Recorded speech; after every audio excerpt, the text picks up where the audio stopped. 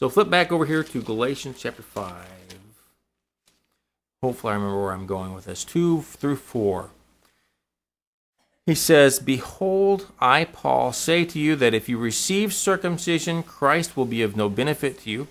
And I testify again to everyone who receives circumcision that he is under obligation to keep the whole law.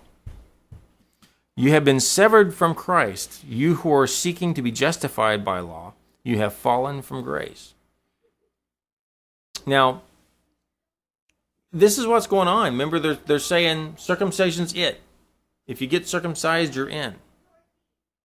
And Paul's response to that here in 5 is says, no, that's just a piece.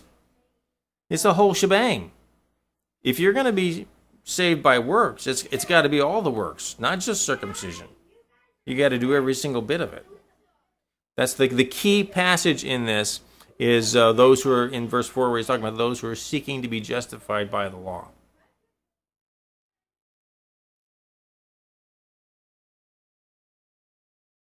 Acts, now,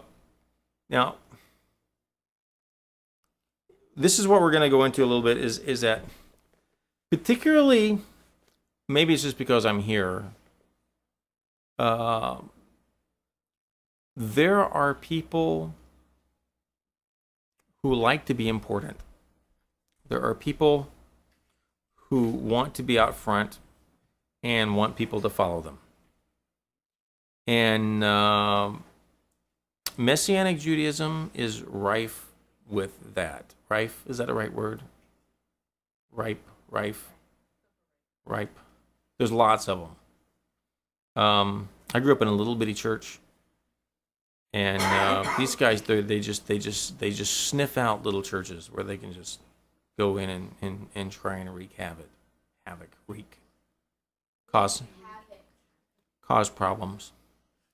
So if you look at Acts 20, you don't have to turn there, but Acts 20, 28 through 31, he talks about wolves that will come in from among you, not sparing the flock. How do you know a wolf when you see one? You're a hunter. That doesn't count.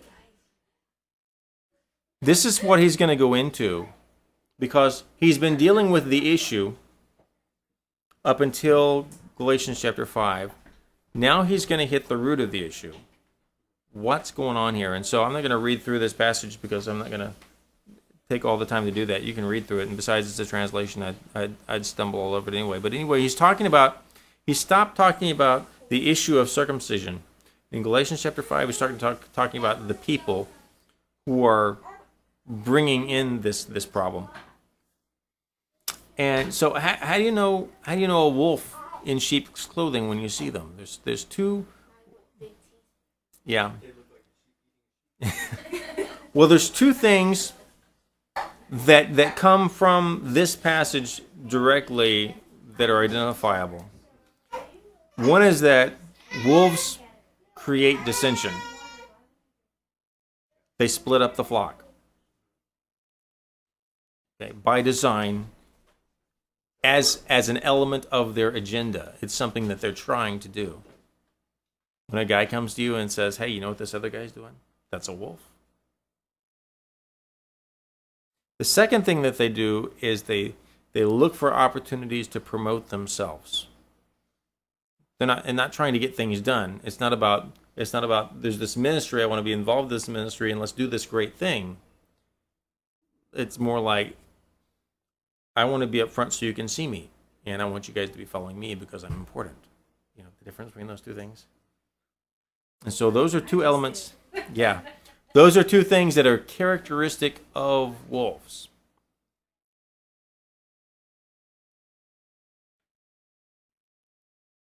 So Paul later, we're going to skip over a little part, but later in this passage in Galatians 5:19 and 20 and 21, he describes something, and there's actually this is one of the places where the Greek translation is the Greek text is really important to see. Where it says in 19, the deeds of the flesh are evident. And in English, the focus is on the list of all these things that are evident. That's where your eyes go to, all these specific elements. In Greek, the focus is on the idea that these manifestations are clearly observable. And that's what he's stating here. There's wolves in here. By the way, if you're looking, you're going to see them because their manifestations are evident. And you go down the list. You have in King James, it's divided into fornication and what's that first two ones? Fornication and harlotry. Is that it? Galatians 5:19.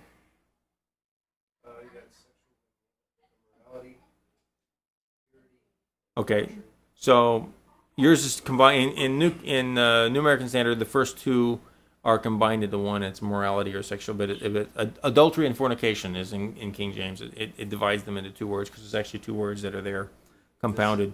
And okay, and so those two are actually combined together into immorality in mine. The next one is impurity, which is the same thing as uncleanness, a kathartos. We talked about that before. And then this one says sensuality. The idea of that is just simply self-will. I'm going to do what I want to do. In King James, it's lasciviousness. It's not that I have this memorized or anything. Idolatry, sorcery, enmities, strife, jealousy, outbursts of anger, disputes, dissensions, factions, envyings, drunkenness, carousings, and such as these. These are all things that if you look at a guy, you can say, that guy's drunk, right? All of these have an outward appearance or a manifestation to them. Right? Messiah says, was it in Matthew chapter 6, I think? I think it's not till 6 or maybe 7, where he says, you know a tree by its fruit. I think it's 6. He says, a good tree bears good fruit, an evil tree bears evil fruit. That's where this passage here is taking us. And so these wolves, these guys above, he's talking, actually, he says, actually in verse 10, he says, but one is disturbing you, and that the one that is disturbing you shall bear judgment. He's actually saying there's just one guy causing this problem for the Galatian church. A lot of times that's it. There's just some guy comes in just wanting to stir up trouble, make a name for himself, draw away people who are following after God, and get them to follow after him. So Galatians, we could be later it says there's a plural, it uses a plural word, but in verse 10 it says, how do you respond to that? The response actually starts in verse 13. He says, you were called to freedom, brethren. Only do not turn your freedom into an opportunity for the flesh, but through love serve one another. For the whole law is fulfilled in one word, and in this statement, you shall love your neighbor as yourself. Well, we've heard that before, haven't we? Actually, he kind of messed it up, didn't he? That's not what Messiah said. That's not what Hillel said. He said, it's two words. You shall love God with all your heart, and you shall love your neighbor as yourself. So how come Paul can do this and say that was just loving your neighbor as yourself? Take God completely out of the picture. It's actually very significant that he does that to this passage of what's going on. Take a look at 1 John 4, which is a few pages back. Actually, I can just read it if you want. Verse 20 and 21. It says, if someone says, I love God, and hates his brother, he is a liar.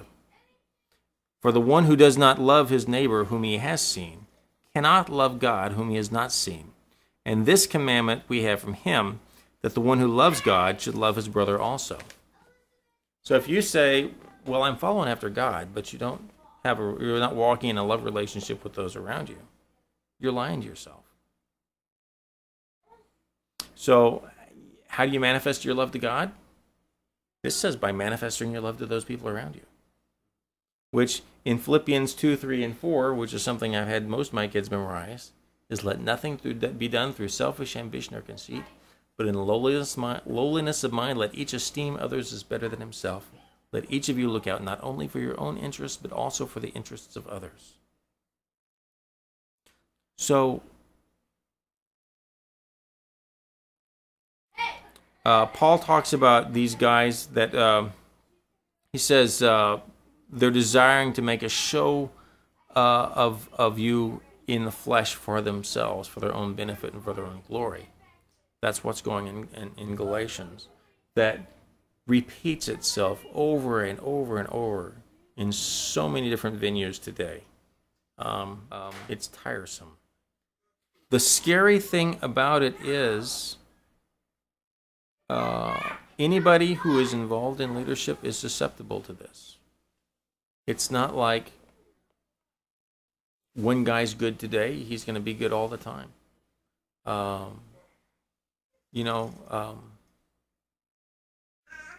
King David really messed up.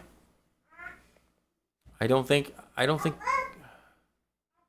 there was a single king who ended well. There's this, and we have this tendency to want to set people up, and that's what chapter 6 is about. Is about how to deal with issues when they come up.